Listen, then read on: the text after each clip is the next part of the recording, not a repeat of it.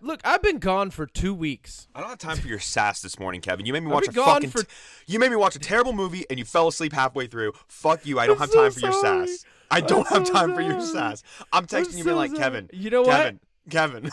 You know what, Odie? This will be a sass-free episode for you. I'm going to have all the sass. I've earned it.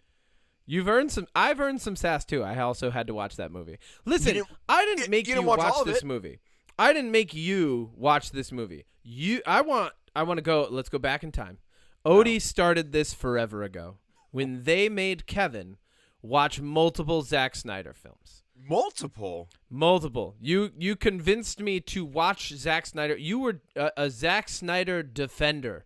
An apologist, if you may. This is blasphemy. For Zack's. No, it's not. This is no, blasphemy. Because I was like, I don't think these movies are good. I will never watch them. And then you were like, well, Batman v Superman, blah, blah, it has these points. And guess what? I watched 10 minutes of it, and I was like, it's fucking horrible. I hate Batman v Superman. I would never tell you to watch that. You said it had good points in it. I was like, I guess I'm going to take Odie's opinion. You said that there were some redeemable moments of Batman v Superman. This never happened. This conversation yes, is all it did. fictional. I remember these things. This was all during the pandemic. No, you must be suffering from some kind of jet lag from coming back from the Dominican Republic or something. That's absolutely what it is. It's that, and I've done so many hours of martial arts this week, and my brain is fried. You know, people think that like fighters are getting hit in the head and sound stupid. No, you just you're depleted when you're done like fighting or wrestling or throwing or doing any sort of the activity that you're doing. Like when you're done with 3 hours of that, like training, you know, they come up after training and they're like, hey, Manny Pacquiao, what do you think about your next fight? And he's like, I think it's going to be pretty good, man. Like, it's like people are like, wow, he's been hit in the head a lot. It's like, no, he just can't talk right now. He's exhausted. That's it, man. You're just exhausted. Like, okay, so last night here, you know what? We got to do the intro. We haven't even done the intro yet. You're the captain. I am the captain. I'm trying to right the ship. You know what? I left the ship for a minute. Let's say I went off in a little lifeboat to the Dominican Republic to do some good works because we can do that. We're allowed to do that. Yes, yeah, technically. Right? We're allowed to go do charity. We're allowed to go help the people that we like, our chosen family of another culture who we love and care about. We're allowed to go do that. So I did it for 2 weeks. You didn't release a single episode while I was gone. Not even like a, hey, we're on hiatus thing. Nope. Like a honky-tonk. I did not. I don't know why it's honky-tonk. I don't know why it's honky-tonk either. But it could have been. You could have been like, howdy, partner. Yeah. We're going to be back in 2 weeks. We're lassoing up content when Kevin returns from the Dominican Republic. we gonna get into it. I don't know why it would be that, but you should have. No, is what I'm if getting you get at. a vacation, I get a vacation. When's your vacation? I went on it when you went on vacation. When you took a break from the podcast, I took a break from the podcast. I thought you were going to take one later, and I was going to be like, well, I'm going to release episodes while you're gone. That's your choice, but I figured no captain means no rules, and I just threw a giant party. If you left the ship, we threw a party. All right. Well, I came back. I had some intentions to talk about the mission trip. There's way too much to talk about when I came back. So in light of that, I want to share a quick story, right? Because I came back from the mission trip, and then I was like, all right, we could have an episode where we kind of like break down what that experience is like, what it's like to run a nonprofit, stuff like that. But actually, instead, you wanted to watch a bad movie. Yes, but I think that would be better done after I reconvene with the Live to Serve group and we do a presentation at their church in New Hampshire. When I feel like when I come back from that, I'll have even more perspective from everybody else who was on it because we all will have like decompressed, processed, had our thoughts about it, reconvened, right? So I think that'll be a better episode for later, like May, June, right? We can talk about it. But I saw that this was released while I was gone, and you thought that you had avoided it. I thought I was happy. I was like, yeah. But you didn't, Odie, because here's the thing. I said this episodes ago. First off, I've gone back in time, and I've discovered episode 9, I became the captain. Episode 10, you became the official chef of the podcast. Okay, we're in the hole forever. This is where we are. That's our motto. I'm right? in the hole more because I had to pay part of our $7. business model. I had to pay $7 to get Netflix, and I also spent money at the dispensary that didn't work because this movie was so bad, spoiler alert, that it took me out of my state. Guess who spent no money to do that? You bitch. Yeah, because I'm living smarter, not harder, Odie. I got rid of Netflix. I didn't want to watch this. I had to buy Netflix because nobody had well, what I you could use. have to. Going back to what I said, we were a brand. We were developing what it was. I became the captain. You became the chef. Over time, it has turned into me slowly driving you insane. We're there. That's what this is really about. We're there. Which is why, instead of talking about Rebel Moon Part 2, The Scargiver, we're doing a deep dive into Warhammer this week, baby. That's what we're doing. You did it all for nothing. You did it all for nothing, Odie. We're just gonna talk about Warhammer. If we don't talk about Rebel Moon, I'm gonna hang up. I'm gonna hang up on you. This is the Warhammer. Warhammer. I stayed up till 11:30. Warhammer. Watching Warhammer. War. There was so much slower.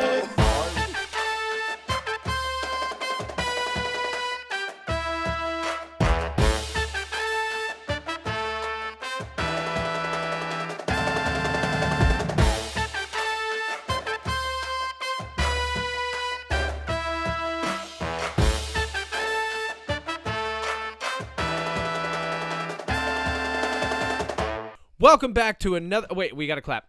Hold on. Ready? 3, 2, 1.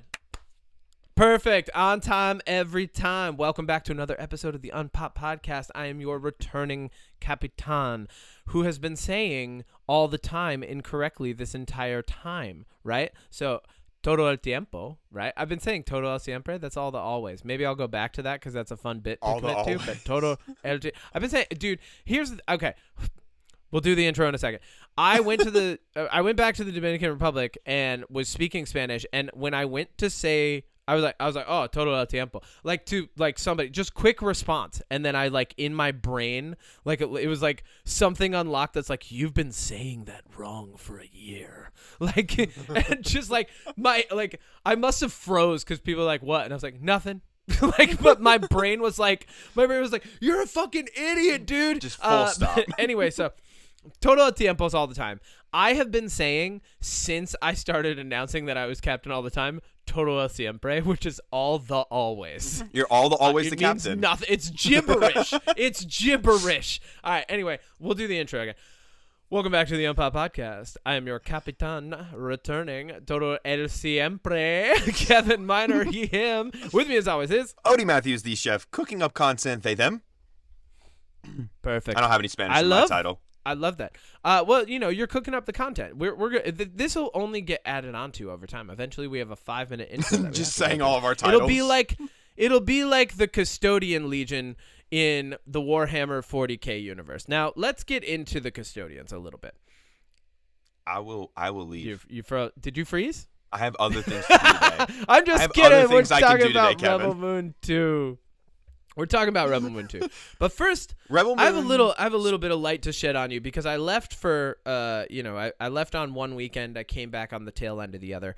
But I learned something when I got back that I wanted to share with you, and that is that apparently being into Muay Thai, not just practicing Muay Thai, but being into Muay Thai means that you inevitably just part of Muay Thai is just you leave the US. You just leave.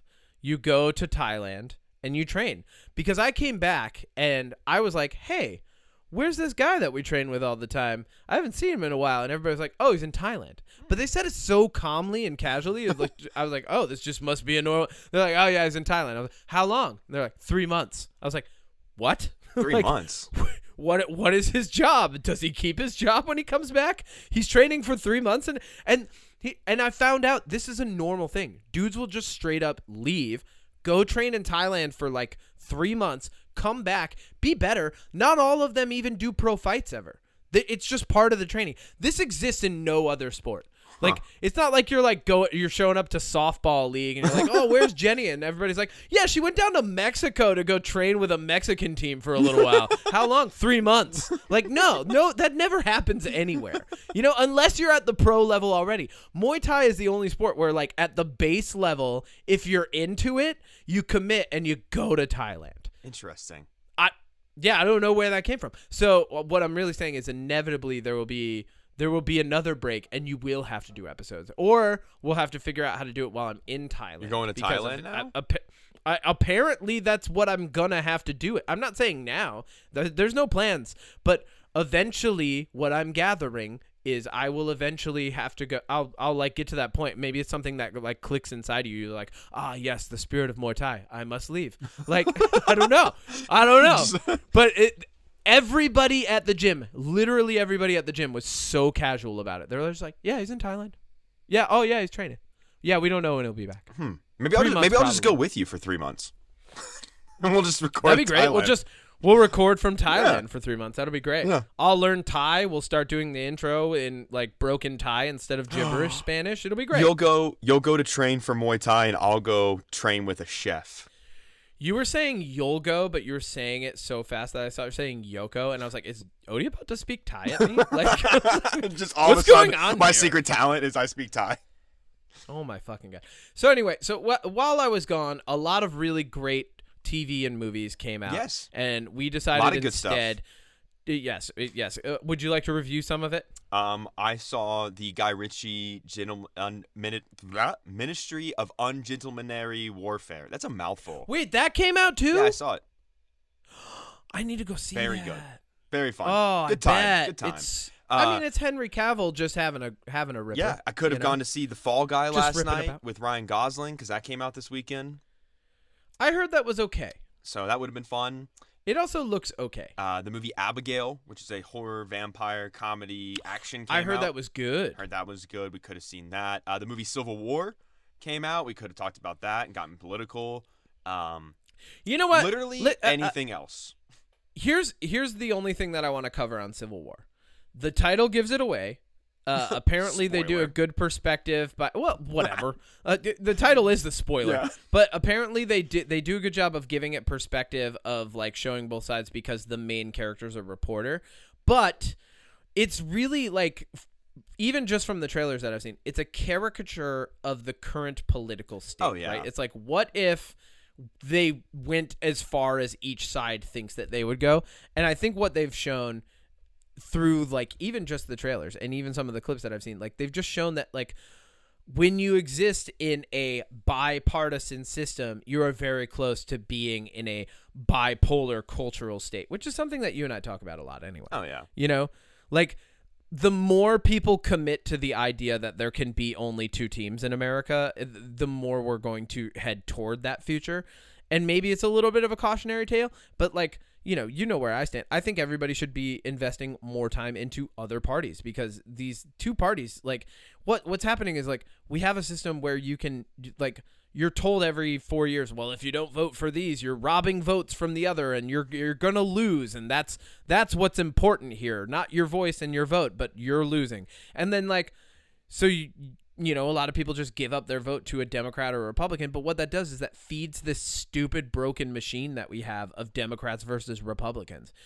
And America is like a myriad of cultural experiences, and barely half of them get represented if you have two sides. I mean, it's evident in the choices that we have because these two parties, they're like, yeah, it doesn't matter who we put on the block. Like they're going to have to vote for one of them, you know, like, so now we end up with the fucking orange nemesis, older than Biden was when he first took office, you know, as the president. And we've got fucking president can't remember shit. And like, he's like 2 minutes away from having a Mitch McConnell moment where he just freezes up and doesn't speak and for just 20 falls seconds, over. you know, like, but that's like the whole government right now because these two parties are so convinced that they are unshakably entrenched in the American political system, which goes back to, and I'll get like a little bit deep and we don't have to go too much further into this unless you got a little bit, but like it goes back to Plato. Plato said democracy inevitably becomes the tyranny of the people. He says it is the tyranny of the people, but as you like read more into like Plato and the apologist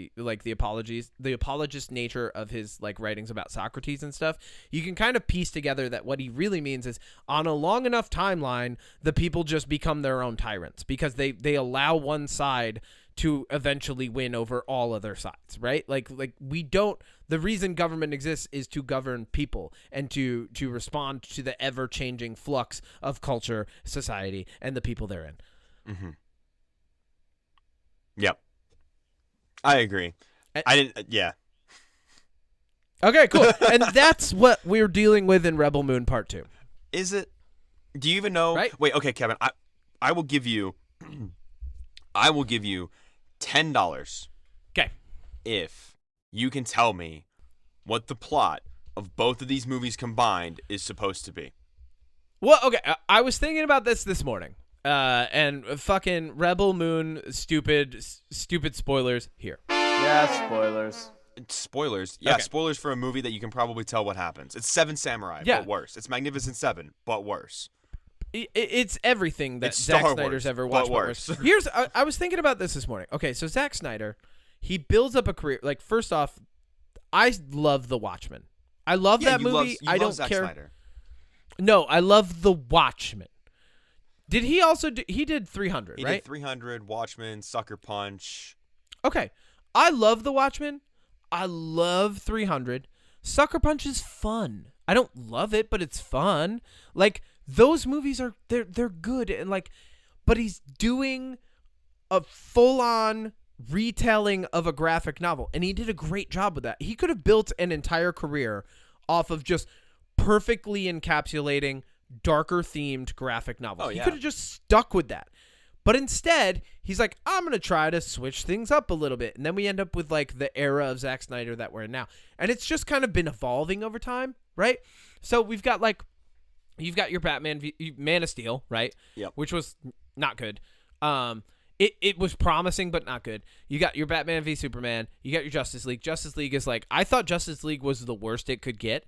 And then there was the zombie heist film, which was like Lost. Actually, like I would actually say like zombie heist film gave me a little bit of hope because I was like, okay, there's kind of a story here. Kind of. But it also was wasted. It's not bad. Because it wasn't horrible. It should have been more zombies in Vegas and not so much.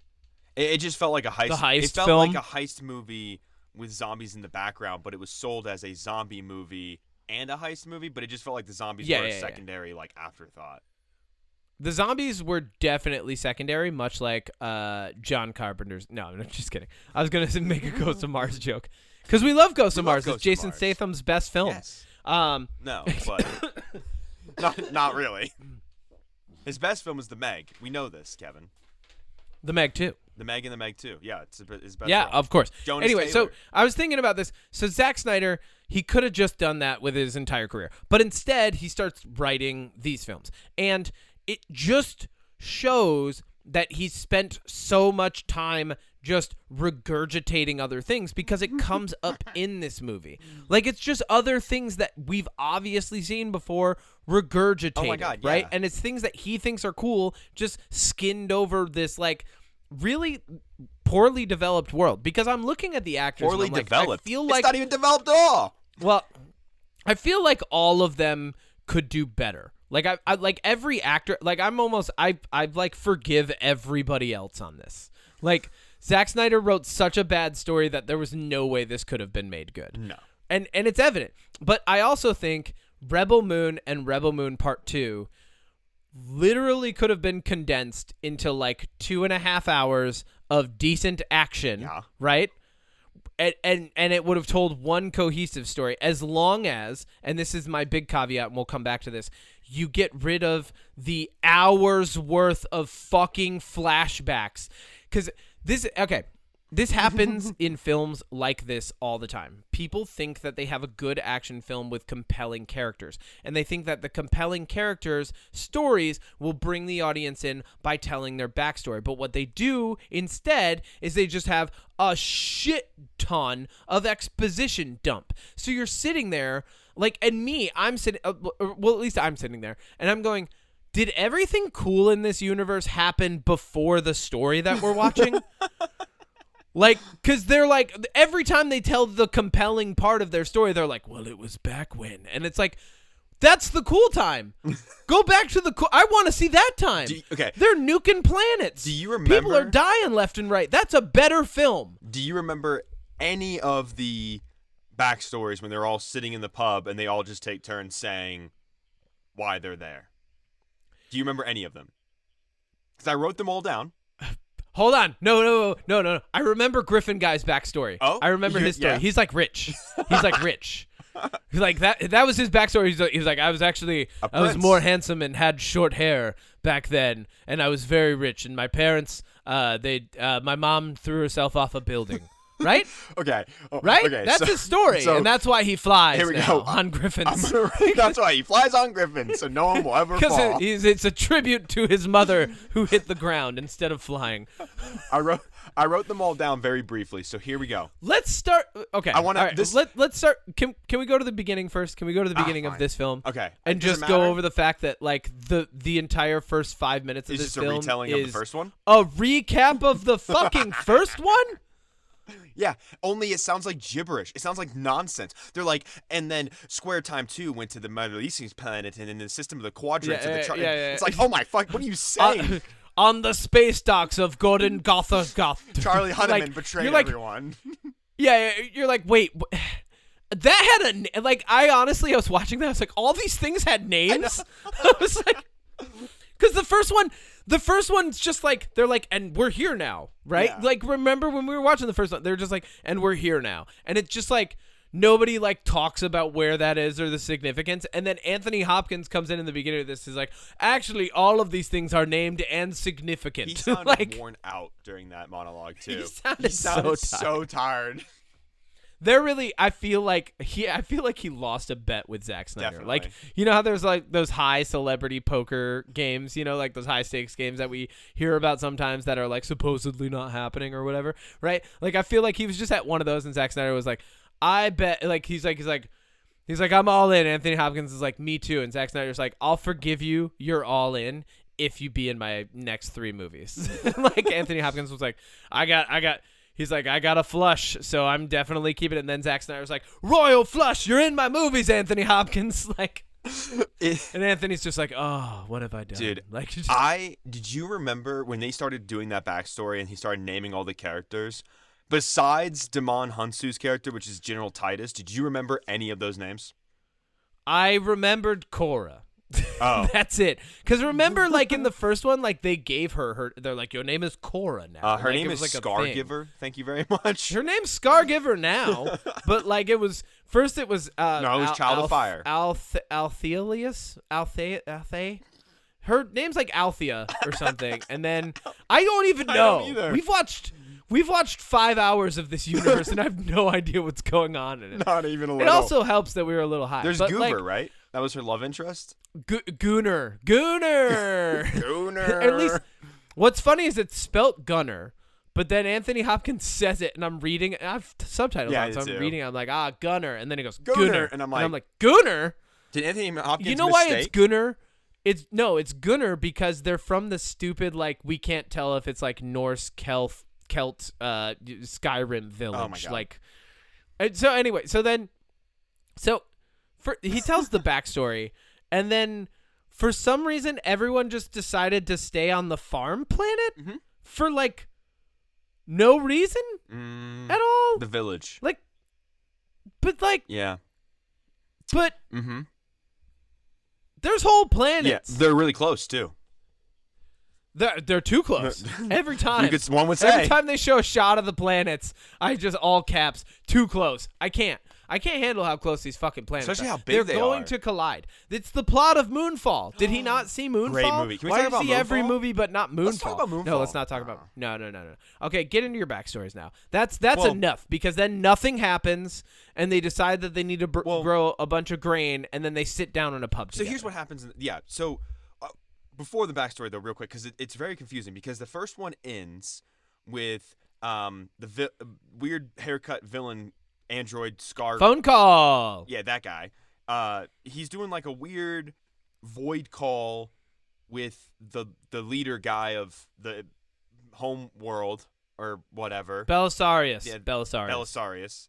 And Yeah, I knew that one. And then this movie. That's a Warhammer name. Yeah, you mentioned That's that why I last knew that time one. when we covered the first one. Yeah. How many of these are Warhammer-esque? But A lot of them are very Warhammer. then after every hero gets back to the village, I just saw this movie and I'm struggling to remember what happened.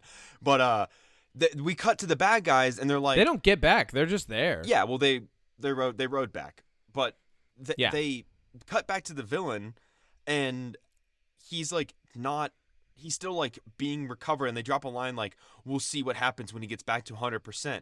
But the last movie ended with him being at 100%. So why is he back in the tank? I didn't even think about Did that. they retcon their own movie? Why did like why is he the villain again? Like why is there not an escalation of bad guy? I don't know. Like why like it's like oh, you thought it was hard to beat him in the first one. Well, you gotta just beat him again. But the final fight in this one between the Cora and Ed Skirn's character is Althea. It's even shorter than it was in the last movie. Is his name Admiral Noble? Noble, that's right. But so isn't his name Admiral Noble? Admiral Noble. What a stupid fucking. It's like toddlers name these things. Admiral Noble. He used a name generator. Fucking stupid. No, but the part that I was like so confused about leading up into the backstories was the whole villagers plan, right? So yeah, she kills Admiral Noble, and so because the protocol is, even though you have a ship with cannons that can literally destroy planets, if your admiral dies in battle, you have to go all the way back to your home world for some reason. For some reason, it's capture the flag. It's capture the flag rules. I guess you got to go back to your home base. But they didn't go back to their home base. They just went a few days away to have him recover, and then the village is like, okay, well, they're gonna come back for the grain, so we need to make sure we harvest all the grain in 3 days so we can give them the grain. But when they wasn't the whole point of fighting them so that they didn't have to give them this absurd amount of grain? That's what I'm getting in the at. First one? But then they go, well, it's the whole plot. Now that we've got the grain, we need to learn how to fight, so when they come, we can just kill them. But why did you need to do all the grain stuff if you were just going to kill them anyways? And, that doesn't make sense. And they kind of patched it a little bit by being like, well, they can't blow up the village if we harvest all the grain. Well, if you don't harvest all the grain is still down there, so they still wouldn't be able to blow it up. Also, why is the grain so important? Is this the only planet that grows grain? Also, how come they can create cannons that literally can destroy planets and bring people back from the dead, but they can't grow grain? Like, what? I have no, like, the logic, there's no logic there. It's just like, what is that? It's just like, the grain's the most important, like, any other government, let alone, like, a multi-galaxy spanning semi-omnipotent government would know how to grow fucking grain. Right, that's what I'm saying. So what is wrong? The Empire, I feel like Belisarius, like this weird. He also looks fucking weird. He does. But like, I feel like he just looks weird, and that's like, I don't know. Like the actor can at me if he wants. You look weird, bro. It's the makeup and the hair. If I met him. Maybe he looks better with a different haircut and makeup and like fucking beard. I don't know, but like. In this movie, bad. I am convinced that this man looks weird in real life because of this movie. Like, but I feel like he just took over the Empire and he's like, all right, we got new rules. We got capture the flag rules when you're taking over a planet. Give me grain. We're gonna get real silly with it, folks. We're gonna get real silly with it. Everybody saw the king die, and it was her fault. I did not stab him. It was her. I want to talk about that capture too. the flag rules. Also, nobody's allowed to grow grain except this one planet. Don't worry about it. It's going to be important later. Like, it's just like... okay. What the fuck? Let's go over because there's nothing in this movie. Like, there is nothing that happens except for slow motion farming, slow motion training, bad guys being bad guys, and then a very lackluster fight at the end. Yeah, this movie's 2 hours, but I feel like 20 minutes of it is slow-mo. Oh my God, more than that. More than that. Definitely more than that. That's how I felt about Justice League, too. I was like, this movie's 4.5 hours, but I feel like a good portion of it's slow-mo. Like, oh, my God. So, anyway, yeah, the backstories, because I wrote them all down because I thought it'd be funny. All right. Yeah, let's do that. We don't need to cover slow-motion grain. Bad. Let's just say an hour of this movie is unnecessary. Yes. Keep going. Yes. So, the backstory for the Griffin guy, I don't remember any of their names. I remember some of their names, but not all of their names. Oh God, his name. I feel like it's like I could bring up. The I feel cast like list, my brain but I'm not was going trying to forget them, but like part of my brain's like, no, hold on to that. No, I refuse to look up the cast list. There is one person, and his name's like Ragnar or something. I texted you multiple times throughout this movie. There's a girl with like the black. She has like black makeup around her eyes. I do not remember her from the last movie at all. I also don't remember her from the. She shows up. She's like. Like, remember they give her. Oh my God, they give everybody flags. Yeah. She gets her, And her I'm like, who flag are or whatever these it is, and people? she's like, thank you. Thank like you. so meaningful. It's like, It's a the fuck is what was that? okay. Let's talk about that scene real quick because there's a moment. They could have been harvesting grain this entire time. Instead, this girl's like, while you all Sewing. were gone, I knit you these flags. But haven't they only been there for like an hour? I don't know. Like- It's so funny because it's literally the scene is just, hey, fuck is Damon this? Hunsu's character, you're strong, so I think you're a mountain. Hey, other character, you remind me of this, so I made you this. It's like the most like surface level, generic. Like it'd be like if somebody was like, hey, Kevin, I know you do martial arts. Here's a boxing glove. Like Yeah. what? It's fucking stupid. But anyways, Well, and then like they get them and they act like it's the most meaningful thing they've ever received. They're like, oh my God, thank you. Okay, but the backstory Yeah. scenes. All right, so Griffin guy, his whole backstory is he was on a planet and he was I'm gonna call him Ragnar. Ragnar. I don't see if we're right. I refuse to That's look not up. his name. I refuse That's not to, his name. I'm calling him Ragnar though. I'm not looking up the cast list. So, he is a prince on another world, and his parents are obviously the king and queen, and then the motherland world, the Nazi people, basically, because that's what they are. I mean, The they're basically Nazis. Space Nazis show up. The space Nazis show up and Yeah. kill everybody, and then because his mom is like really proud, she kills herself so they can't kill her, and then he gets sent off planet into like slave camps to keep their lineage alive, even though he would just be a slave for the rest of his life, and even if he did have a kid, it wouldn't matter because Also, where he ended up, you would think they would care more about where he ended up, because like in the first one, he's with that guy that's like, I own if him. he don't ride that, you're all slaves. Like, remember? Yeah, Like, yeah, so weird. Dumb. I remember more about the first one than I do of this Me one, too. and I just watched this Me one. too. Okay, so then All right. General Titus, Damon Hunsu's character, his whole backstory is he was the commander of a ship, and he was ordered to like destroy a capital with a bunch of innocent women and children, and he said Yes. no. So then they killed, or he like rebelled, and then his entire crew was murdered in front of him, and then they just let him go. They were just like, well, all your people are dead. Okay. That's your punishment. That was his whole backstory. Then Okay. the girl with the black eye makeup that I don't remember, Yep. her whole backstory was Let's call her Tina. Tina. Tina. Tina's backstory. Jamon Hansu's character is just Jamon Hansu. Yeah. Jamon Hansu's dude. in this universe. In He's just in it, and everybody else gets fake So- names. on Magnum Opus, I do that sometimes where Dude. my YouTube channel where I'll be like, okay, this is Nicolas Cage is playing Johnny Blaze. And then I'll just be like, We're just calling him Nicolas Cage. and then what I'll do throughout the rest of the movie, I did this with Ghost Rider more recently. Sam Elliott is in the first one, and Idris Elba's in Yeah. the second. I never say what their character's name are. They're just say their I'll be like name. Johnny Blaze goes to see Sam Elliott, like the Yeah. character name, Yeah. actor name, whatever. Doesn't well, that matter. makes sense because you don't remember. So cares? why? Yeah. So anyway, so Jamon Hansu, yeah. and then we got Tina. Yeah, so Tina. Tina's story. I only wrote down. What are you doing, I Tina? wrote down like 2 sentences for hers. It was basically. I'm glad you have notes. I didn't write anything down. I was high and or asleep. Her whole backstory was, my village was killed by the motherland, and then she was sent to a slave camp. And then remember the Axe Blood guy from the last Her one. story is just a combination of two people's stories. But do you remember the Axe Blood guy Yeah. from the last one? Yeah, Blood Axe. Blood No, Axe? his name's Blood Yeah. Axe. That's like his whole name, He- General Blood Axe. He was in the right? last one for like 5 minutes, died, and then we saw him Yeah. once in a flashback. I was pumped when he showed up. I was Yeah. like, oh, And okay, he's cool. gone. This movie might be cool now. And then he was like, I'm out. Yep. Like, He what? rescued the slave camp, and she just like joined the rebellion. So I guess she's from the rebellion. So she's from she must be General from. Blood Oh, Axe? she must be from his crew then, because her backstory. She's from his crew? Yeah, her backstory ends. Her flashback ends with like his crew rescuing her or something, like liberating. fucking weird. And then we have sword robot arm lady. That's what I wrote down. I don't remember her name, but she was the Yep. killed the spider in the first one. Yep. Her whole story is her village was attacked. Lady Revenge. We'll call her Lady Lady Revenge.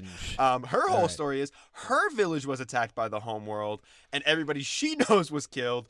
But instead, This is just, it's all the same story. hang on, because hers is different. It's the same No, no, fucking thing. Hers is different because she cut off both of her arms because she was disrespectful or like disgraced her village, gave herself robot arms, and then went and killed that spider. So That's cool. That's her whole backstory. Yeah, her whole backstory is her village was killed and she cut off her arms, gave herself robot arms. And then killed Spider Lady. I mean, I could be wrong. I was kind of trying to pay attention, but don't cut off your arms. Don't do that. Don't do that. Bad idea. Why do that? You could have had normal arms this whole time. Who am I missing?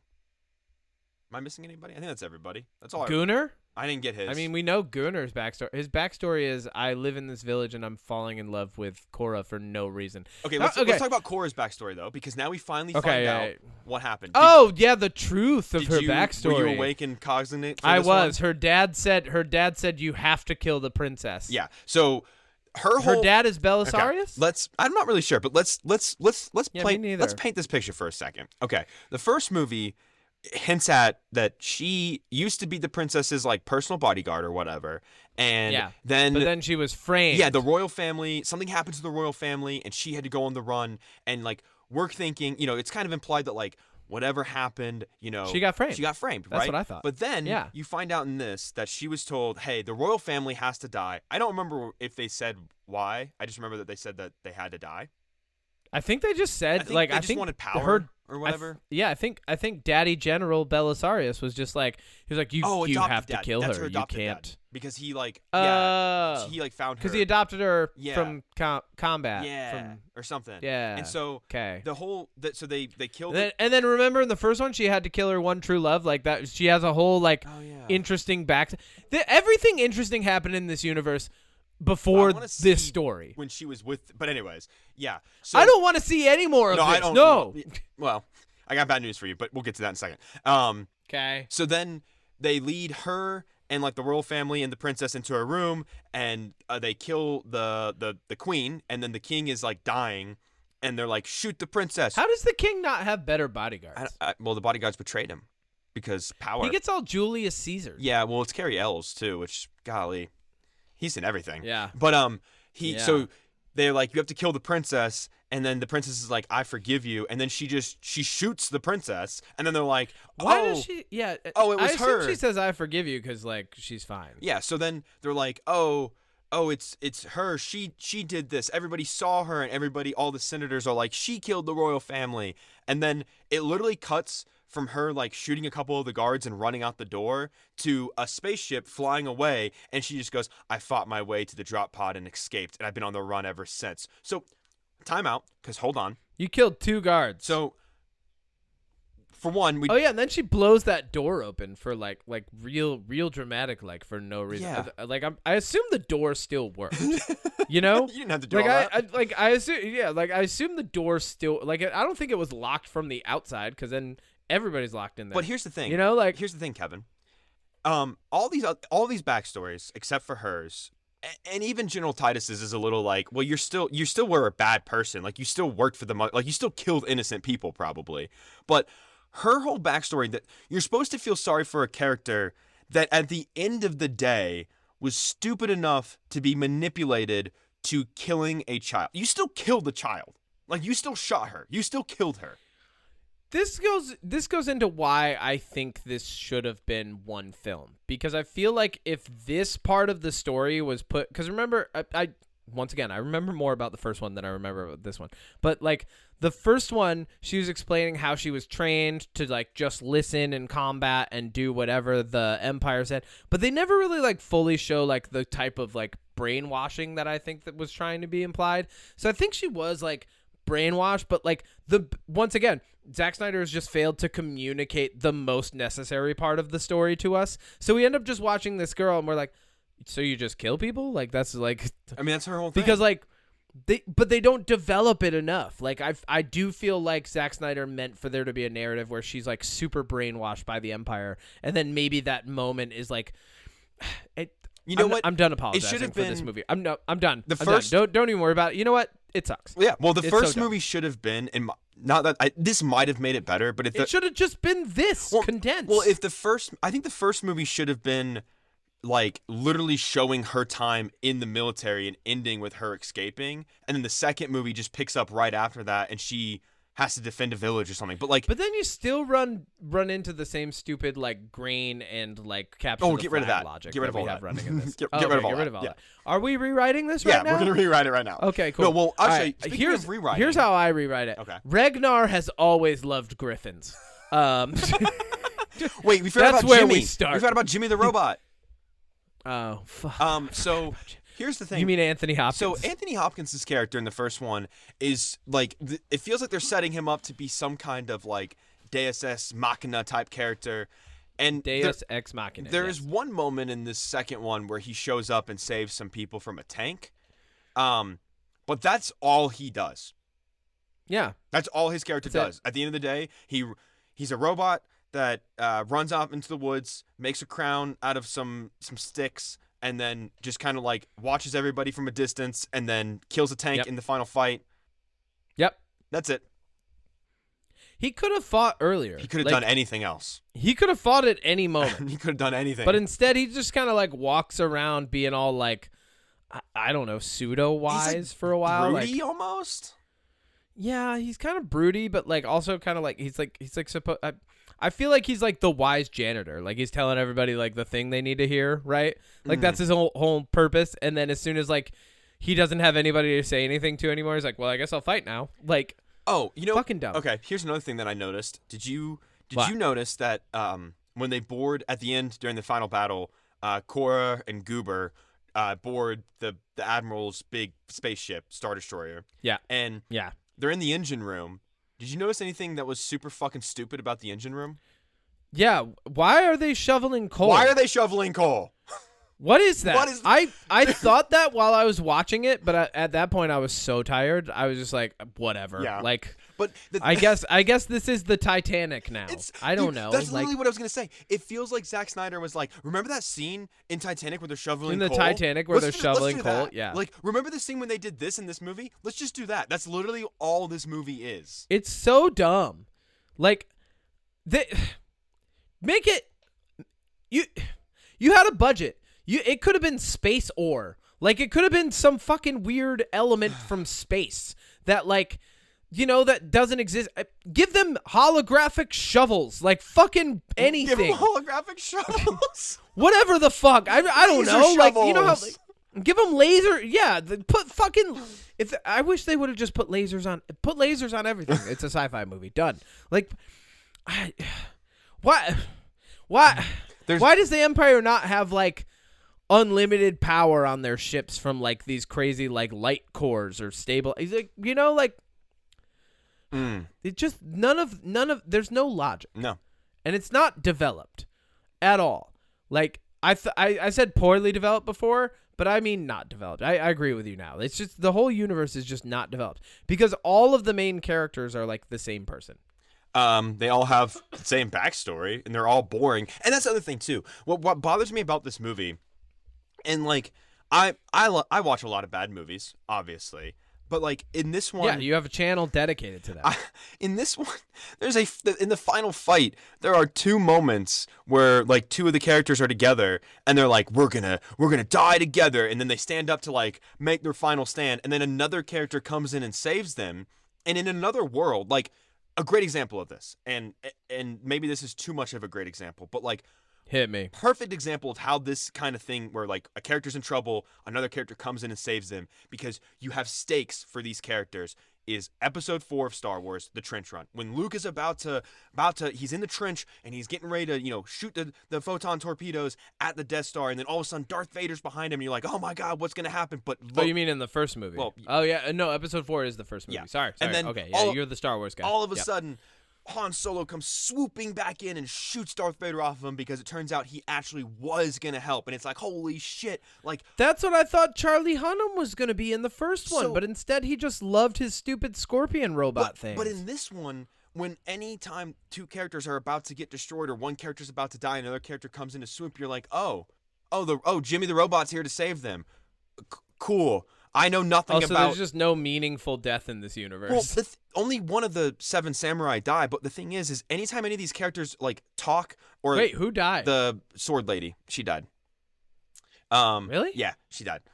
Oh, I forget. Yeah, it's okay. But like that's my point though. Is like when she died, I was like, oh, Okay, because the problem with this is anytime any of the characters save each other or interact with each other, you don't know Or die. anything about them except for their 5-minute backstory monologue scene. And that's it. All their interactions with each other is just literally half of the conversation. I wrote a note down towards the end of the movie. Half of the conversations in this movie are just them being like, we're going to fight together and die together. Yeah, man, I can't wait to fight and die with you. I can't wait to fight and die with you. We should train so we can fight and die together. That's it. Except for Gunnar, who's like, I'm afraid. I'm gonna. She's like, why? I wanna and fuck you're you, like, Cora. just say it. And she's like, why are you afraid? And he's like, Of losing you. because I was afraid of you. And it's like, Losing you. then she's like, but why were you afraid of me? And she's, because I might lose you in the battle. Like, I was like, just fucking say the line. We all know the line. Why are you teasing the line this much? I'm gonna wake up. Everybody knows this part of the movie. I'm gonna wake up tomorrow with gray hair because of this movie. I have gray hair, and it's all because of this movie. This was It's stupid. I have a receding hairline because of this movie. That's what I'm blaming. This that movie on. sucked. It's so You know what? bad. All of my hair problems are from this movie. I hate this. I hate Yeah, this. no, this movie sucked. So overall review, how do you feel about it?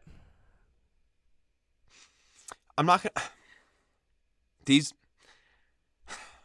Somebody owes me money for this.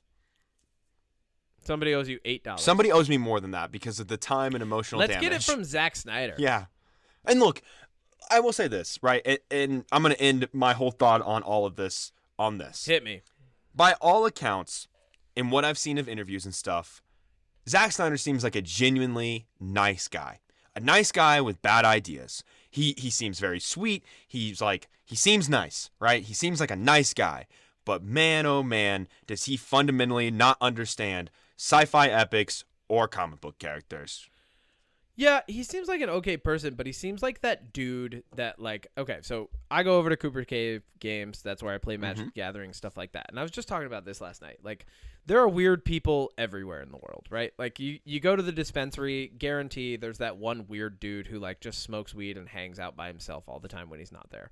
You go to the comic book shop, there's that one weird dude who, like, has a beard and, like, you know, is wearing, like, a fucking, I don't know, 1990s Batman t-shirt. And he's going to tell you all about why Frank Miller's version of Batman's the best. And that's, I feel like Zack Snyder, yes, I agree with you. He seems like a decent person, but his perspective is like, it's not edgy if there's not rape. Exactly. And it's not like, and it's not dark if you don't like tease killing. But then he's not doing anything dark in this film anyway. Like, he's not developing any of like the dark edgy universe that he says he would have, because no one's dying. Is this rated R? No one of any meaning is dying. And not only that, we don't care about them. Like, we don't care about them enough. Weren't we supposed to get an R-rated version of the first one before this anyway? Oh, it's PG-13. So that we could watch that and feel... Well, yeah, because he's re-releasing the R-rated... Like, they're doing... Without having the Snyder fan demand for it, they're doing the Snyder cut, right? Like, because that's what Justice League was. They were like, here's the Snyder cut, and it's darker and edgier, but there was just more slow-mo. All right, let's see what's going on with Rebel Moon. He's not an amazing director. No. And I hate saying that because I love The Watchmen, but he barely, like, in my mind, there was less direction, there was less creative direction that had to happen with that because you're making a 1-for-1. Like, and I'm glad that he did that. And going back to what I originally said, Zack Snyder could go back, he could go, I'm just going to bring graphic novels to life. That's my calling. And I would applaud. I would stand up and go, yes, thank you. Do 1-for-1s of graphic novels. He would have been amazing because, like, the Thor Love and Thunder, like, I love that they tried to have comedy in it, and I love, like, what they tried to do with it, but they failed. And Zack Snyder would have been perfect for that, because if you did a 1-for-1 of that comic series, or at least as much of a 1-for-1 as you could, because the comics, like, with Gore the God Butcher, get so dark, it would have been infinitely better. His backstory is Zack way Snyder, more dark. I hate to say it. He would have been perfect for it, because you would have had, like, it would have been like, oh, whoa, what a crazy storytelling shift that we have here. And there's this amazing scene, like, going back to it, like, there's this amazing scene in the comic books where Thor is, like, it's way in the future, and he's got, like, an eye patch like his dad had, and he's got all these, like, collected weapons around him of his fallen friends, and, like, just... it's him. He's like the last god at the end of the universe, and Gore shows up to kill him. You know, like, there's so much that happens there that never happened in that movie that, like, I feel like Zack Snyder would have done a better job of. But that's what he should do, because he's good at it. Like, he has a calling, and it's not this. No, it's not this. It's not writing IP. There's a it's reason. Not writing original IP. So he's not good at it. I remember you probably remember this too, when it came out that Zack Snyder pitched a Star Wars movie to Disney, and then that's what resulted in this. There is a reason that this didn't get made as a Star Wars movie, because this is bad. Yeah, because it's bad. It's bad on every level. It doesn't bad. work at all. Like, I remember thinking during this, I'm like, how would this be a Star Wars movie? Even if you watch these two movies, it wouldn't. Even if you watch these two movies back to back, they still are so nonsensical. It doesn't matter. Like, they're bad either way. So don't waste your time. Yeah. Don't pay $7 for Netflix with ads to watch a shitty movie that someone's gonna fall asleep halfway through with. And yes, stay away for. Hey, I only fell asleep for 15 minutes halfway through, and then I'm pretty sure I missed like I was in and out during that final battle. I'm not gonna lie. I was like, okay. I'm gonna confess something to you. What? When I texted you, I think it was probably like the last 20 minutes of the movie, I hadn't heard from you in like 15 minutes. I actually turned it off. I didn't watch the last 20 minutes. Oh, you didn't? No. What'd I miss? I don't know. Me either. Maybe this movie had a great ending and we just didn't know. Nah, fuck it. This movie sucks. Fuck it. It sucks. I'm glad we watched it though, and the real reason I was like, listen, we watched part 1, we ripped it apart. We watched part 2, we know that it's bad. Like, cool. And I had heard like a couple things, but I did a very good job of going into this relatively blind, just so that I could have like my own experience in it, right? I'm done watching this. Like, even if there's a third part, we don't have to watch that. Like, we can just skip it. Like, this watching part 1 and part 2 can be our reason for not watching the third. And if it gets canceled, we know why. It's not going to happen. You know, like, I don't think it's going to happen. You think that it's going to get the third part? This is what I was going to. So I was alluding to this at the beginning when you said part 3. Here's where it's at right now to catch everybody up to speed. This movie came out, I don't know, a couple weeks ago at this point. I have no idea when this movie came out. Yeah, like the 22nd, I think. Whatever, yeah. So then Zack Snyder has said in interviews like, oh, like a part 3 kind of thing, and being like, well, if I'm going to film another movie, I might as well film 2 back to back again. So that alludes to like a part 3 and a part 4. And he said like what his plans were and like what the stories would be. Here's the thing though. Netflix has not officially greenlit or said anything about a part 3. So I think what's going to happen is they're going to kind of like just let this play out, maybe release the director's cut of each at some point. Yeah. Let Zack Snyder keep kind of talking about it. And if the numbers are good enough with the director's cuts, they might greenlight a 3. But I think ultimately these did not perform well. They critically did not do well. But here's the thing, Kevin, because I had to buy a Netflix membership to watch this movie, and then I immediately canceled it. All the data that I just gave them was I created an account, I watched Rebel Moon Part 2, and then I canceled my membership. So I'm adding to the chances of getting a third. Yeah, but not that much. I mean, you're just one. It doesn't matter. I don't think a lot of people are doing adding this. at all makes me upset. I know. All right, but okay. Based on what you just said, here's what I think is going to happen with this. It's the same thing that's been happening with Zack Snyder's stuff for forever. It's not that good. All of his fanboys come and defend him and say it's actually good. It creates dialogue around it, and then the company that's interested in doing anything next with him goes, well, there's dialogue around it, so we might as well give him somewhat of a budget, and then he makes a thing. Like, that's his whole career at this point, is like he makes a thing, it's not that good, his fanboys come out and they're like, well, you just don't understand it, and then like people are arguing with his fanboys, and his fanboys just keep arguing back, and it doesn't end, and Zack Snyder eventually comes out and he goes, well, I'm talking to so-and-so about doing such and such, and then his fanboys are like, yeah, more Zack Snyder stuff, and like the other people are like, oh, not this again, and they're like, shut up, and then there's more dialogue, and the company goes, well, people are talking about it, so we might as well make it, because that's where we're at culturally. Where like you can do that as a career. Yeah, you can hype yourself up as a mediocre experience for your entire career. I mean, look at fucking Jake Paul about to fight Mike Tyson. Like, that is the dumbest thing I've ever fucking seen, but people are losing their minds about it, right? Yeah, well, that's where we are as a culture. We greenlight this stuff ourselves by having any interest in it. Yeah, I mean. Yeah. Yeah. Failing upwards is You know what? Jake Paul fighting Mike Tyson should have been just a Zack Snyder film. It's gonna look better if it's a Zack. There would be more slow-mo punches. Oh, that's what we need. That's what I was gonna tell you. I saw a comment. I don't remember if it was on a YouTube short or an Instagram post or TikTok or something. It was some kind of social media. Social media. And this person, it was on a video about somebody criticizing the Rebel Moon movies, and somebody commented, literally, they said, "You don't know what you're talking about. Zack Snyder has more talent in his pinky finger than you do in your entire body." Wow. And that just goes to show you how like his fans are annoying. They're hardcore. They fucking suck. They're hardcore. I'm gonna man. say it. Well, and that's why I made the comparison of like the weird guy at the comic book shop. Like that's what I feel Zack Snyder is, because like that dude has dedicated friends who love his opinions. Like he doesn't exist in a vacuum. Mm-hmm. You know?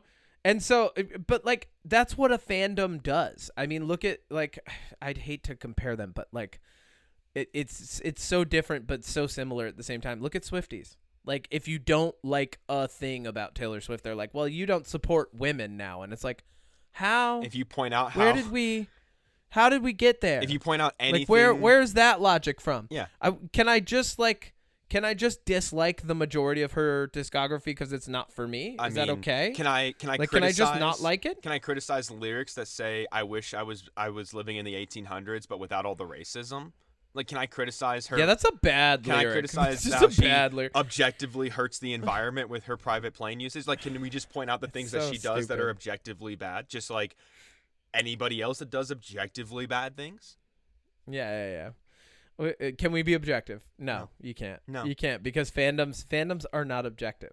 Like that's how that works, you know. Well, it's the same thing. That's how that works. It's the same thing. thing. Fandoms are not objective. They elevate the stature of the person that they look up to a point where they don't want to believe that that person does anything wrong. No, exactly. And it's the same thing that I kind of deal with sometimes. In my most recent video, I am talking about the Ghost Rider movies, and I mentioned that, you know, back in the early 2000s, Fox had the rights to the X-Men, Sony had Spider-Man and Fantastic Four, or maybe Fox had Fantastic Four. I don't remember off the top of my head. But either way. And then I go, but, you know, then you had Marvel Studios, which wasn't fully Marvel Studios. New Line Cinema, like, had distribution rights and stuff. It's messy, but Marvel did have their own studio production to some extent, making movies like the Blade movies and the Punisher movie and Man-Thing and Ghost Rider. And somebody was like, "You're wrong. All other studios owned the rights to those characters. It wasn't Marvel."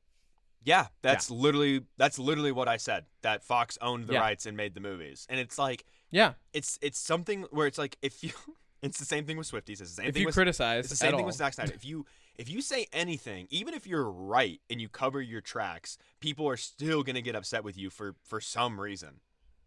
Well, and okay. Art is subjective, right? And to call this art is it's a far cry to call this art. But art is subjective, you know, and there are stupid things out there that I like, but I think maturing as a fan, like, because being a fan of something isn't necessarily being someone who's absorbing art. It's liking something that you think is cool, not necessarily artistic or anything. Like, you're not approaching it with the same lens that you would approach a piece of art, right? So, like, maturing as a fan, I think, is the ability to say, like, this is my favorite, but it's not the best. And then saying other things like, I enjoy this, but I realize that other people don't. Yeah. You know, and, like in my late teens and I would say early 20s, I did not get that. Like, I thought if someone didn't like things the same way I liked them, that they were wrong.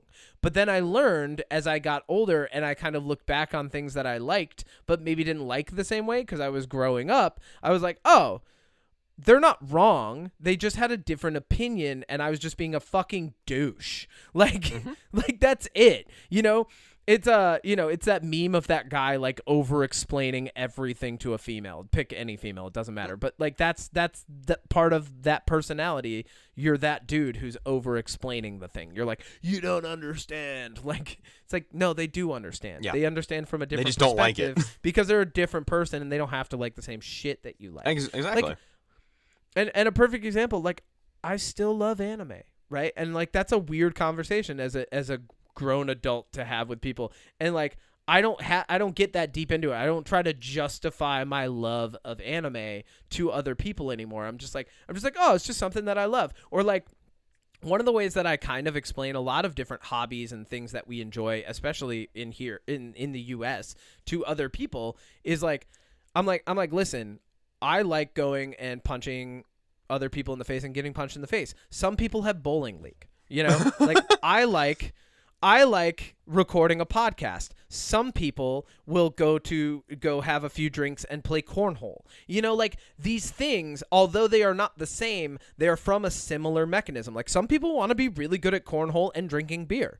I want to be really good at having cool conversations and like analyzing books and art and stuff like that. Like I want to be good at like combat. These are different things. And like so in aiming for doing these, you know, some people want to hike every mountain. Like some people want to, you know, like, and these are all just things that we want. These are wants, not needs, right? And we're just expressing them and our passion or our drive or our love for them in the way that we engage with them and around them. Yeah. No, I mean, this got way deeper. No, but you told me. Why is Rebel Moon so deep right now? Is it deep or is it just so bad that it sends you into a deep conversation? Well, it's definitely bad.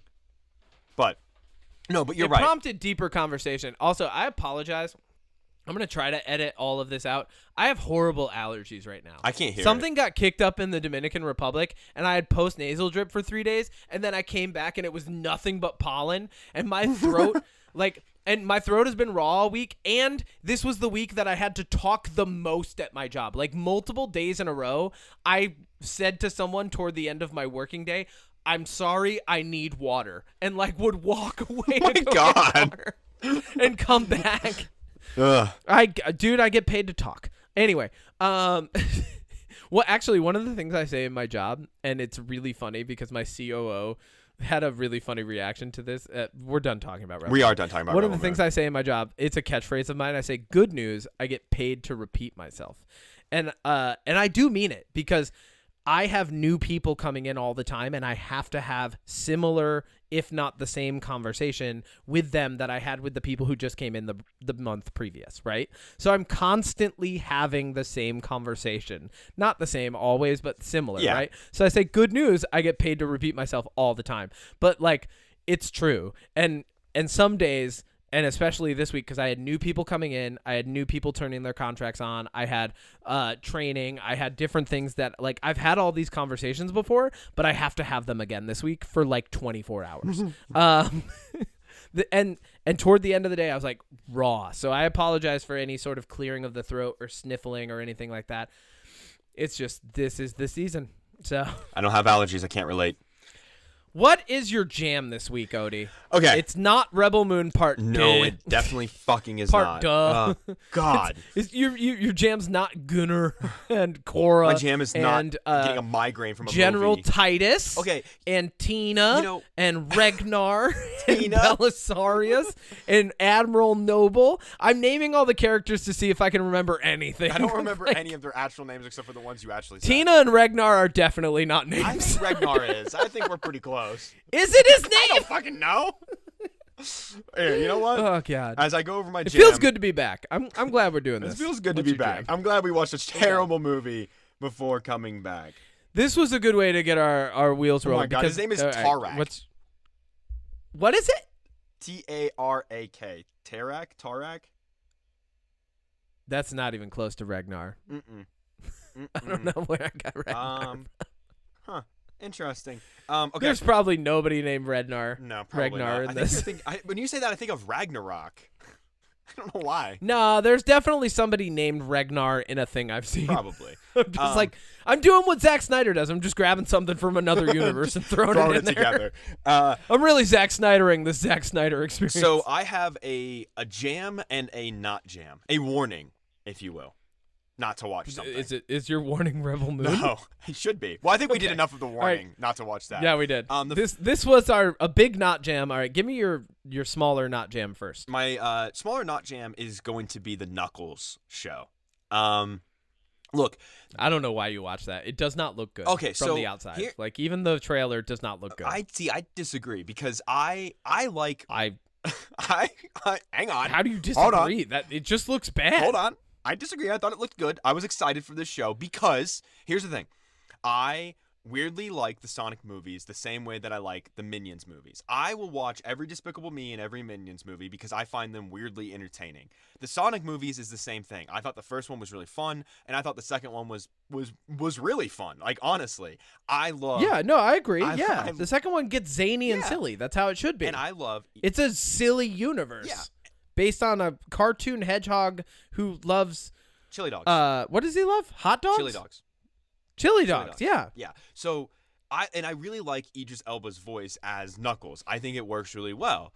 And the first episode of this show, I was super stoked. And that's when I texted you. I was like, "Oh yeah, I'm kind of enjoying it because the first episode, it's all about Knuckles." And you would think the show being titled Knuckles, it would be about Knuckles. Oh my God! Did they pull a Boba Fett on you? Pretty much, because there are 6 episodes that are roughly 20 to 30 minutes long, depending. So you can say there's about 2.5 hours of this show. Do you know about how much Knuckles is in his 2.5 hour show? Maybe 30 minutes. Maybe 30 minutes. I was gonna say an hour. Maybe an hour if I want to be generous. He teams up with the deputy. His name is Wade Whipple. And after episode 2, Wade Whipple. Yeah, after episode 2, the whole show, which keep in mind, this is a kid's show. Like, this is meant for kids. This whole show is about Wade being abandoned by his dad, being bullied by his sister, and having to fight the evil guys on behalf of Knuckles because Knuckles just isn't in this show. Like, there's a whole episode where it's just Wade talking to his long-lost dad, played by Carrie Ells, by the way, from Rebel Moon fame. Oh, wow. Yeah, he's The Dead King. Yeah, right? His name is Pistol Pete Whipple, and he's a professional bowler that everybody loves. Pistol Pete Whipple. So there's a whole episode where it's just horrible. for a kid's show, do kids want to watch a grown man struggle with being abandoned by his dad in a TJ Maxx? Because that's literally what the plot is. It sounds like the Buzz Lightyear film, which we did not need because there was already a Buzz Lightyear film. Yeah. So that's my not jam. If you were hoping to watch it for Knuckles like I was, because here's the reason why I wanted to watch it. The way that Knuckles talks, he's very like old warrior school where he's like, I do not understand this whatever reference it is, or he'll be like, this is the way of my people kind of thing. And I wanted to watch it because my new character that I'm debuting today in D&D, my monk, is going to talk like that. So I was like, oh, I'll watch this show and start to really you're doing some character research for your own fun and enjoyment later. Didn't work. Okay, cool. Yeah, it didn't work. Waste time. No. Yeah. You mean you don't want to be like Pistol Pete Whipple? No, I don't. So that's my not jam. And my jam is, I already said it, but the Ministry of Ungentlemanly Warfare was a real fun time. I really need to see that. If you like Henry Cavill or if you like Alan Richardson, which honestly, those are the 2 reasons right there you should go see this movie. It's just a fun time. I like both of them. It's just it's a fun, silly Guy Ritchie time. I love Guy Ritchie movies. Yeah. It's a good time. And I'm not going to say anything else about it. It's exactly what you think. It's a group of guys who go behind enemy lines to take care of a mission in World War II. That's awesome. It's over the top. It's campy. It's fun. Dude, that's great. It's a good time. We love that. Yeah. I'm in. My jam this week, and I'm going to make it a very accessible jam. I'm actually in like 2 hours. I am leaving for New York City. Oh, yeah. I'm going to go down and see my boys in Johnny Booth. I wish that was my jam, but like they'll come up again. I love those guys. Used to play shows with them. They're like super well known in the smaller metal community up here. They're amazing. They've really taken off. They're on they're on like Sirius XM and like a bunch of different things now. And they've been going on these crazy good tours. And right now they're on tour with He Is Legend. Oh. Who are a band that like when they first came out, I could not get into them. Like I wanted to, but it was just not for me. And over time, I think I talked to you about this a little bit. They evolved into a band that I really enjoyed. And their sound has evolved. Like all of them have gotten better. Even the singer, like he's gotten better, like vocally, his screams and his singing have gotten better. But they are performing because it is the 20-year anniversary of their album, their first like big album, I Am Hollywood. So they're performing the entirety of that album back to back. And what's cool about that is like, and I love that metal bands do this. Like, I love that like bands from like the Warped Tour era are doing this. You know, like, well, it's cool because we have attachments to these albums, right? But He Is Legend specifically and other metal bands, like what's cool about them doing this is like you go out to a metal show and a lot of them have so many like cult hits that it's hard to tell like what they're going to play. You're like, oh, well, I hope they play this. I hope they play that, you know? But when they do an album front to back, you buy the ticket, you know what they're going to play. Oh, yeah. You know all the songs. So it's like, it's beautiful. Like I've seen Between the Buried and Me perform multiple albums front to back, and I loved it every time.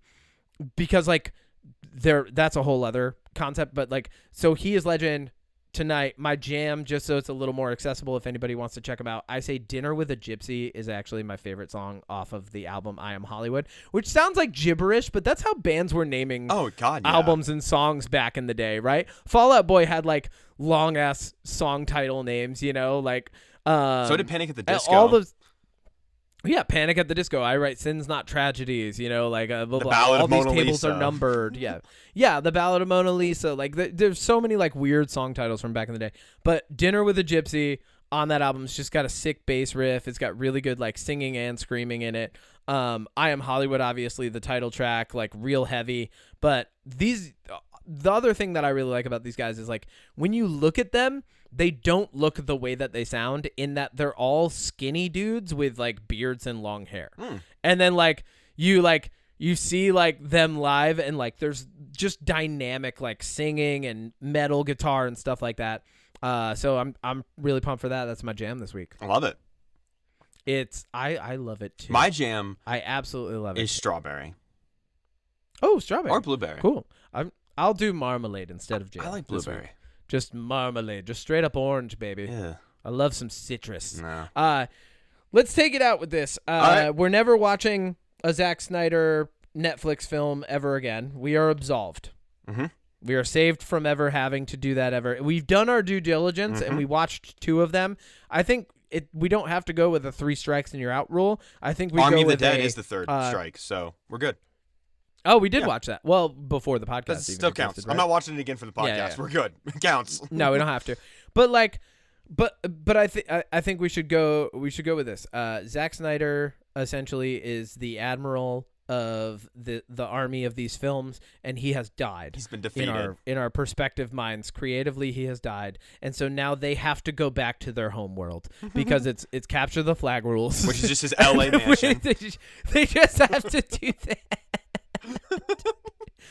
Oh my God. Next week, we are talking about Warhammer. We are doing a deep dive. We're getting into it. I just want to preface next week with this.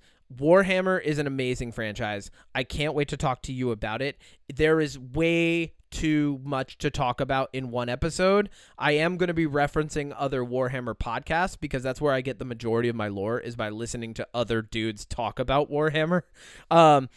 But there's one thing that's really cool that's going on with Warhammer right now, and I love it. And we're gonna cover it a little bit next time. But like, they're adding female characters to the universe that weren't necessarily there for all of the lore, because there's more females getting into the lore of Warhammer, and I think that that's a really cool thing for a company to do, like just to recognize like, oh, our player base is changing. We should probably change the universe a little bit to reflect that as well. No, totally. Like, we should respect our growing fan base.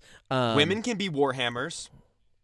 Well, I'm just kidding. We'll get into it. The thing there's We'll get into it next week. It's a whole fucking thing, and it's very similar to like, remember like Gamergate and all that stupid shit.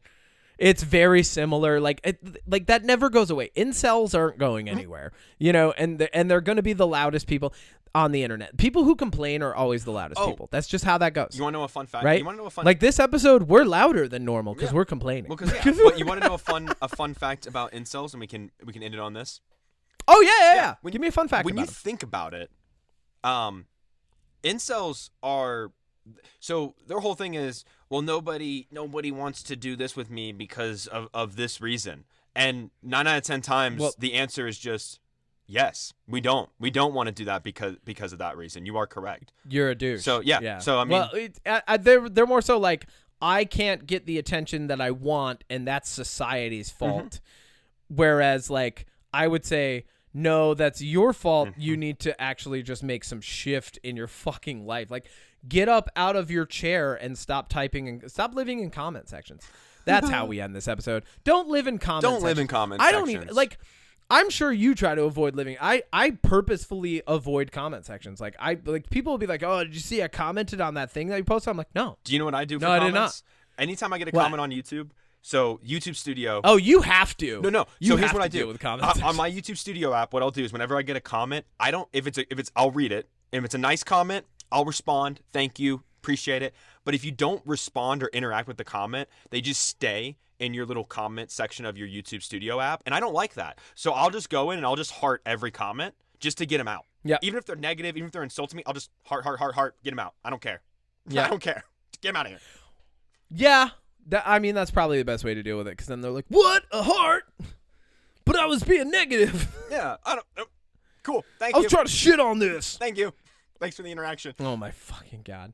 Until next week when we talk about Warhammer, do you know how heavy this is going to get next week? I know. You want to know what I know about Warhammer? What? Nothing. Literal. I know nothing. I'm so excited. No, genuinely, I